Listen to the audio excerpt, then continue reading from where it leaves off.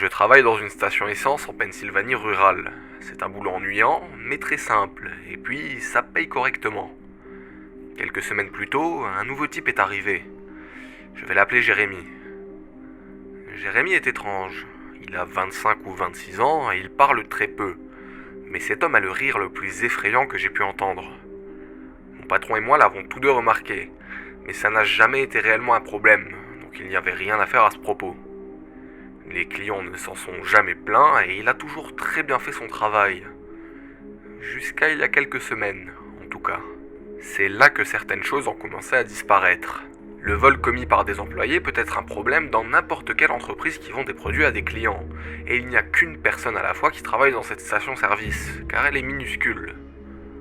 Environ 2 semaines plus tôt, mon patron et moi avons remarqué que notre stock d'huile moteur s'était considérablement réduit. D'abord, il s'agissait de quelques boîtes, puis ce fut les étagères et les boîtes entières de l'arrière-salle. Rapidement, des cargaisons complètes disparurent le jour d'après leur livraison, et c'était toujours après le tour de service de Jérémy. Mon patron a vérifié les enregistrements de vidéosurveillance de chaque nuit où il travaillait, mais mon chef n'a jamais pu prendre Jérémy sur le vif. Jérémy verrouillait tout à la fermeture, et le lendemain, l'huile moteur avait disparu. Mon patron prenait généralement les enregistrements chez lui pour les visionner et essayer de prendre Jérémy en flagrant délit. Mais il eut un empêchement la nuit dernière, alors il me confia cette tâche, avec l'offre de me payer en heures supplémentaires non déclarées. J'ai accepté la proposition, et il me donna 3 cassettes à vérifier, car la station était équipée de 3 caméras. La nuit allait être longue, mais j'avais besoin de cet argent pour partir en vacances. Arrivé à la maison, je mis les cassettes dans un vieux magnétophone et je lançai le visionnage. 2 jours plus tôt, la dernière fois où il travaillait, Jérémy commença à 16h. Tout semblait normal, il faisait ses comptes et attendait un client. Le premier client fut Mademoiselle Templeton, à 16h03. Elle acheta des cigarettes et un journal, et paya avec $20. Rien d'inhabituel. Le client suivant était un local du coin, Ron. Il conduisait une moto et venait plusieurs fois par semaine. Il mit de l'essence, s'acheta un sachet de bœuf séché, paya avec sa carte de crédit, puis quitta les lieux. Le client suivant était un homme avec un chapeau de cow-boy. Je ne l'avais jamais vu auparavant, mais bon, il y avait beaucoup d'inconnus qui consommaient, comme dans chaque station-service. Il mit pour $40 de diesel, paya avec un billet de $100, puis s'en alla. Seul dans l'obscurité, je soupirai. La seule chose encore plus ennuyante que faire ce boulot était de regarder quelqu'un d'autre le faire. Le temps passait, et tout semblait normal. Et puis, si Jérémy volait vraiment de l'huile moteur, il n'était pas idiot au point de se laisser attraper en caméra. La routine dura jusqu'à environ 17h. À 17h03, Mademoiselle Templeton entra à nouveau. Elle avait sûrement oublié quelque chose. Mais non. Elle acheta le même paquet de cigarettes que précédemment, et le même journal. Elle paya à nouveau avec $20. C'était étrange, certes, mais cette femme était très distraite. Puis Ron entra à nouveau. Il remplit à nouveau son réservoir, puis acheta son bœuf séché, payé avec sa carte de crédit. C'était une étrange coïncidence. Jusqu'à ce que l'homme au chapeau de cow-boy fit son retour. Immédiatement, un frisson me parcourut. Ne mets pas de diesel, ne mets pas de diesel. Et alors que je chuchotais ces mots, il le fit. $40 de diesel, payé avec $100. Chaque mouvement qu'il faisait était identique à sa précédente visite, de son grattement de nez à sa démarche pour quitter la station. Quelque chose de très étrange était en train de se passer. L'heure suivante, chaque client était le même qu'à l'heure précédente. Je commençais à paniquer et à passer la bourde en avance rapide. C'était à chaque fois la même chose, pendant des heures. Les mêmes clients se succédaient et effectuaient les mêmes actions. Seule l'heure changeait. Bon, je sais ce que vous vous dites. Jérémy a probablement trafiqué les enregistrements. Il a créé une boucle de sa première heure de travail encore et encore. Mais ça n'était pas le cas. À travers les vitres de la station, je pouvais voir le soleil qui se couchait petit à petit. Et la routine de Jérémy ne se répétait pas. Il s'occupait du stock, balayait et effectuait ses tâches une à une, tandis que les mêmes clients continuaient d'affluer. Je commençais sérieusement à m'inquiéter. Quelque chose n'allait pas du tout avec ces enregistrements, et je n'avais aucune explication. J'ai avancé jusqu'à la fermeture, et Jérémy venait de verrouiller la station, et s'en alla à sa voiture. Il Il n'avait absolument rien volé. J'ai décidé d'avancer une dernière fois jusqu'à minuit. À exactement minuit 3, et sorti de nulle part, la tête de Jérémy apparut en vidéo. Il n'a pas avancé dans le cadre, non. La seconde d'avant, la station-service était vide. La seconde d'après, son visage était juste devant la caméra. Et il ne regardait pas la caméra. Il me regardait moi. J'en étais persuadé. J'ai hurlé et j'ai cherché la télécommande. Mais le temps de m'en saisir, il avait disparu aussi rapidement qu'il était apparu. Sur une image, il était là. La seconde, il ne l'était plus. Je tremblais énormément, mais je décidai de vérifier une autre cassette. Son angle était orienté vers l'arrière, du côté de la caisse. J'allais donc pouvoir observer comment il s'était hissé jusqu'à la caméra. En avançant à minuit 3, je constatais l'évidence. Il n'y avait rien. Il n'était pas là. Je ne le vis pas entrer ou sortir de la station après son premier départ. Et puis, il ne connaissait pas le code de sécurité et aucune alarme ne fut déclenchée après la fermeture.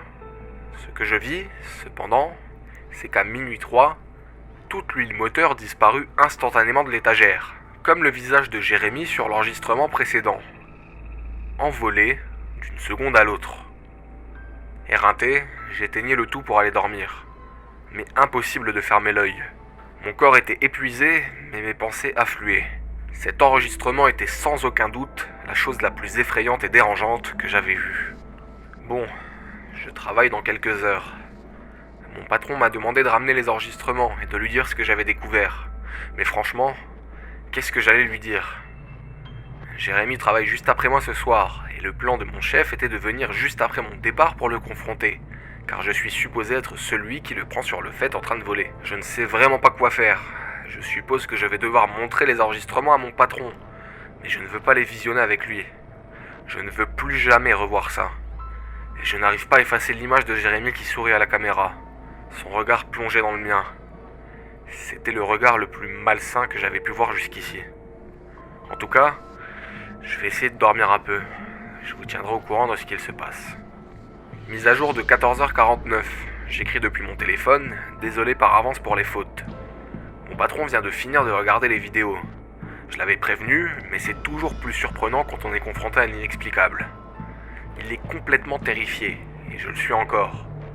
Jérémy est censé arriver à 16h, et on ne sait pas quoi lui dire. Est-ce un taré qui aime voler de l'huile moteur et faire peur aux gens ? Ou est-il quelque chose d'autre ?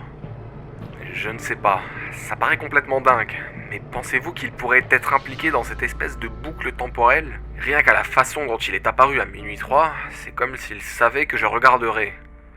Comme s'il voulait me montrer ses capacités. Je sais que ça a l'air fou. Il faut que je parle avec mon patron. On doit se calmer et trouver une solution ou une façon de gérer cette situation. Je vous tiendrai au courant pour la suite, mais j'ai un mauvais pressentiment. Mise à jour de 16h33. Aucun signe de Jérémy. J'ai essayé de l'appeler, mais son téléphone est éteint. Nous appelons la police. Mise à jour de 17h33. Aucun signe de Jérémy. J'ai essayé de l'appeler, mais son téléphone est éteint. Nous appelons la police. Mise à jour de 18h33. Aucun signe de Jérémy. J'ai essayé de l'appeler, mais son téléphone est éteint. Nous appelons la police. Mise à jour de 19h33. Aucun signe de Jérémy. J'ai essayé de l'appeler, mais son téléphone est éteint. Nous appelons la police. 20h33. Aucun signe de Jérémy. J'ai essayé de l'appeler, mais son téléphone est éteint. Nous appelons la police. Mise à jour de 22h58. Bon sang, c'est pas vrai. Je viens de rentrer et j'ai vu mes précédents messages. Je n'y comprends plus rien. Voilà ce que je peux vous dire. Je suis allé bosser, Jérémy n'est jamais venu, mon patron et moi avons décidé d'appeler la police, comme vous le savez. Quand j'ai pris le téléphone pour appeler, le soleil s'est couché. Je ne blague pas, il s'est directement couché. En tout cas, c'est ce que j'ai cru voir arriver. Mais apparemment, j'ai eu une absence pendant exactement 5 heures, car quand j'ai regardé l'heure, il était 21h33. Je pense que j'étais coincé dans la boucle temporelle de Jérémy, et j'ai réussi à m'en échapper au moment de mon absence mentale. Bon, si vous trouvez ça bizarre, ça n'est que le début. Mon patron était juste à côté de moi lors de mon absence, prêt à corroborer mon histoire auprès de la police. Quand je suis revenu à moi, le téléphone était dans mes mains, mais il ne fonctionnait plus. Il n'y avait aucune tonalité. Mon patron était toujours là, mais il ne bougeait pas. Il était debout, mais il était gelé, comme paralysé. Je regardais l'horloge à nouveau, et elle non plus, elle ne bougeait pas. Il était 9h33, l'heure sur l'écran d'ordinateur près de la caisse ne bougeait pas non plus. Mon téléphone était lui aussi bloqué. Il y avait même un client, lui aussi figé, qui attendait que mon patron lui apportait des cigarettes. Et je parie que c'était son 5e paquet de la journée. J'ai paniqué et je suis parti en trombe, sans rien verrouiller, laissant la station allumée telle quelle. Et désolé les gars, j'ai pas pris les bandes vidéo pour les mettre sur internet. Croyez-moi, c'est bien la dernière chose que j'avais en tête. La station-service était située sur une autoroute fréquentée, et les voitures étaient garées tout du long. Sur la route. Sauf qu'elles n'étaient pas garées. Elles étaient gelées, immobiles, et les gens à l'intérieur étaient figés, comme des statues. J'entrai dans ma voiture et je priais pour qu'elle démarre. Heureusement, elle démarra. À mi-chemin, le temps se défigea, et en écoutant la radio, je remarquai que personne n'avait conscience de ce qui venait de se passer. J'étais le seul avec Jérémy. Je ne sais toujours pas où il est, ni ce qu'il fait. Actuellement, je me cache dans ma chambre et je vais rappeler la police sous peu. Je ne sais pas si j'avais réussi à les joindre précédemment ou s'ils m'ont pris au sérieux. En tout cas, je commence à avoir sérieusement peur pour ma vie. Dernière mise à jour, 10h33. J'ai réussi à m'endormir hier soir, vers 4h du matin. Ce matin, un coup de fil de mon patron m'a réveillé. Il a repris conscience lorsque le temps s'est défigé hier soir, et il a immédiatement appelé la police. Ils sont venus pour voir le problème et il leur raconta tout. Constatant l'huile moteur manquante, ils décidèrent de chercher Jérémy. Ils ont pu obtenir son adresse dans le registre des employés et se sont rendus chez lui. Vous ne croirez jamais ce qu'ils ont trouvé. L'adresse de Jérémy était vide, il n'y avait rien. Il y avait une maison autrefois, mais elle brûla en 1996. Puisque nous sommes dans une petite ville, presque tout le monde, dont moi, se souvient de cet incendie. Une famille de 4 personnes y vivait auparavant. Des rumeurs racontaient qu'ils avaient abandonné un de leurs fils, dont ils ne parlaient que très rarement. Mais évidemment, je ne sais pas si c'est vrai. Ce qui est vrai, en revanche, c'est que l'enquête de l'assurance conclut à un incendie criminel. La maison avait été recouverte d'huile et incendiée au cocktail Molotov. Toute la famille dormait au moment du drame, et personne ne survécut. Le coupable ne fut jamais attrapé, et des soupçons se portaient sur ce fameux fils, qui ne fut jamais retrouvé. Après ces renseignements, mon patron me demanda de venir à la station. Je refusai d'abord, mais il m'assura que la police était avec lui. Puis il lâcha une information qui fit l'effet d'une bombe. Le FBI était également en ville, et souhaitait me parler. Il était environ 7h15, je voulais me rendormir, mais je suis finalement allé les voir. 4 hommes en costume m'ont accueilli. J'ai tout raconté plusieurs fois afin qu'ils aient tous les détails. Je leur ai parlé de Jérémy, des cassettes de vidéosurveillance, de tout. Finalement, après la fin de mon récit, l'un des agents s'exclama « D'où Jésus ? Nous en avons un nouveau sur les bras !»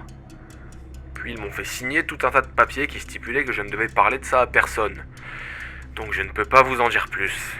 Je pense d'ailleurs que je viole la loi rien qu'en vous racontant tout ça. Bref, me voilà rentré chez moi. Je ne sais plus quoi faire. Les mots de l'agent me hanteront pour le restant de mes jours. Quoi qu'il en soit, je dois m'en aller. J'ai quelques courses à faire aujourd'hui, et puis je dois aller au boulot pour récupérer quelques cassettes. Mon patron pense que ce nouveau type, qu'on va appeler Jérémy, vole de l'huile moteur, et je dois vérifier les enregistrements vidéo pour voir si je le prends sur le vif.